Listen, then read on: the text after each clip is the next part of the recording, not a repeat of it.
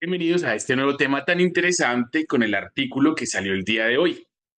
El grupo del doctor Salim Yusuf, que es un cardiólogo muy prestigioso en el mundo, hizo hace mucho tiempo un estudio que se llamó el estudio PURE y cogió datos hace muchos años de unos colombianos, en el que varios fuimos investigadores en ese proceso.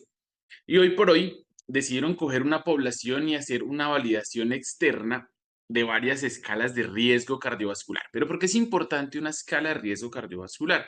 Pues porque nos ayuda a tomar decisiones. Cuando yo tengo un paciente que empieza a acumular factores de riesgo para presentar un infarto, un derrame cerebral o para morirse, pues de repente necesito estrategias para disminuir y mitigar ese riesgo. Ahora, las decisiones las baso dependiendo de la probabilidad individual de cada persona de tener un evento. Las escalas son una herramienta que cuando yo no sé cuál es el riesgo de una persona con lo que me ha contado, con lo que he hecho en la entrevista, pues poder definir en el corto o en el largo plazo qué posibilidad hay de que una persona me presente un infarto. ¿Y cuál era el problema en Colombia? Que hasta hace mucho tiempo no teníamos muchas escalas que fueran validadas. Claro, la validación de las escalas es importante porque se desarrollan en otros países con epidemiología de otros países. En ese orden de ideas, que tengamos una escala que haya nacido en un estudio prospectivo, una corte prospectiva en Colombia, no lo hay, así como tampoco lo hay en muchos países de la región. Entonces, hace un par de años vimos como un grupo validó la escala Framingham y dijo, mire, Framingham sobreestima el riesgo en Colombia, lo sobreestima un 25%, hay que hacer un ajuste. Y hay que hacer un ajuste reduciendo ese 25%. Luego pasó un tiempo y llegó esta escala que lo hizo el grupo de los Andes y ellos lo que hicieron fue validar ASCVD, que era la escala que recomendaba la American Heart Association con el American College of Cardiology. Entonces, en este estudio puntual que hicieron en Bogotá, el resultado fue que el ASCVD no había que hacerle ajustes, que uno a uno, si le daba que el riesgo era 10%, era 10, si le daba que era 15, era 15, si le daba que era el 20, era el 20, y usted con eso podía tomar decisiones relativamente tranquilo. Entonces, desde finales del año pasado hacia este año vinimos a empezar a utilizar esta escala, con esa validación uno a uno, y dijimos, bueno, pues si en una hay que hacer ajuste y en la otra no, pues ya está. Entonces, al mismo tiempo venía en curso esta otra validación, que es el estudio del que estamos hablando el día de hoy, que fue que cogió la población de Pure para hacer esta validación de toda esta gente. Y ellos lo que hicieron fue mirar estas escalas, cómo podían discriminar, ¿cierto? La predicción de un evento cardiovascular. Entonces ellos lo que hicieron fue coger varios modelos. Ellos cogieron Global Risk, cogieron el Interheart sin pruebas de laboratorio, el ASCVD, cogieron Framingham, el SCORD y la de la Organización Mundial para la Salud. Entonces lo primero que hicieron fue mirar la capacidad que tenía la herramienta de discriminar y para eso utilizaron un estadístico C. El estadístico C, normalmente yo digo que tiene buena capacidad para discriminar cuando da más de 0,7 y que es ideal que esté en 1, pero 0,8 para arriba es lo mejor, es fuerte. 0,7 para arriba vale, funciona. Menos de 0,7 es raro. Entonces miren que ellos discriminaron entre mujeres y hombres y miren cómo en hombres no todas tienen una buena capacidad. Y el estadístico se dio bajito, mientras que en mujeres sí daban la mayoría por encima de 0,7. Entonces, listo. Tenemos varias escalas, estamos en consulta, tenemos un paciente en prevención primaria. Acuérdense que SCORE 2 no se utiliza para pacientes con diabetes. Para los europeos, para el paciente con diabetes, tienen una que se llama el SCORE 2 diabetes. Entonces, listo. Se fueron a mirar cuál fue el desempeño de estas escalas de riesgo cardiovascular y miren el resultado en las curvas. ¿Qué tenemos en el eje vertical? El riesgo observado y ¿qué tenemos en el eje horizontal? El esperado. ¿Cuál es la escala más ideal? La que viene con esta puntuda. Ese sería el mejor comportamiento, que se comporta igual lo observado que lo esperado.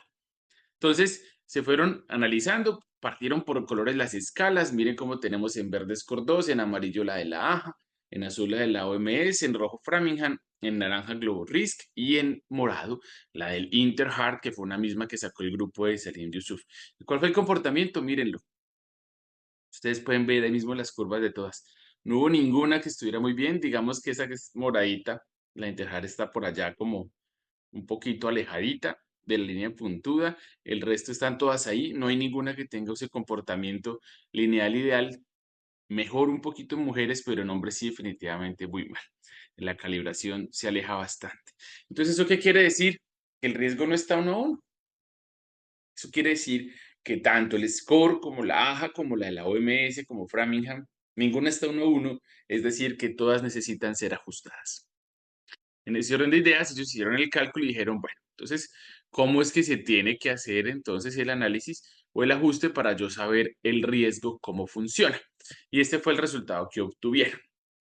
Entonces, primero que todo, Global Risk tiene un factor de recalibración de 0.39. Eso quiere decir que el riesgo está sobreestimado un 61%. O sea que es bastante, o sea que lo que del riesgo es menos de lo esperado.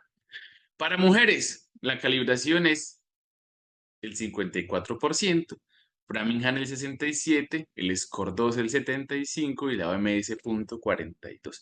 Miren que en realidad es demasiado lo que hay que calibrar. Esto empieza a dejar muchas dudas. Y en hombres, peor.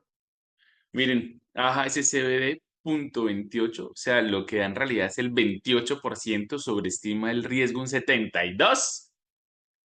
Framingham 0.27, Score 2 el 0.61 y la OMS 0.37. Unos números loquísimos. O sea, palabra más, palabras menos, esto no sirve. Esas escalas no sirven. Lo que hace es sobreestimar y sobreestimar demasiado.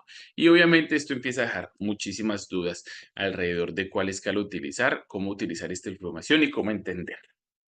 De entrada, porque hay un estudio que sí dio 1 a 1 y otro que no con ASCVD. Pues son poblaciones distintas. En este último estudio se incluyó población de todo el país, de todas las zonas geográficas. La primera es solamente de Bogotá. Lo segundo es que la escala de Bogotá tiene menos eventos, tiene un número cercano a 40 eventos, ¿cierto? Mientras que para una escala lo recomendado es que uno tenga 100 eventos y pues la escala del PURE sí tenía más de los 100 eventos. Y en últimas, digamos que la heterogeneidad de la población colombiana y de la demografía es bastante grande. En el estudio de Bogotá, la mayoría de los pacientes, donde dio 1 a 1, eran pacientes de bajo riesgo. Los de alto y muy alto estaban subrepresentados, comparando pues con este último análisis del PURE. En conclusión, mis queridos amigos, el ojo clínico, la anamnesis, la entrevista, preguntar por antecedentes familiares, buscar si hay placas de aterosclerosis en algún lugar, es ahora el estándar del cálculo del riesgo.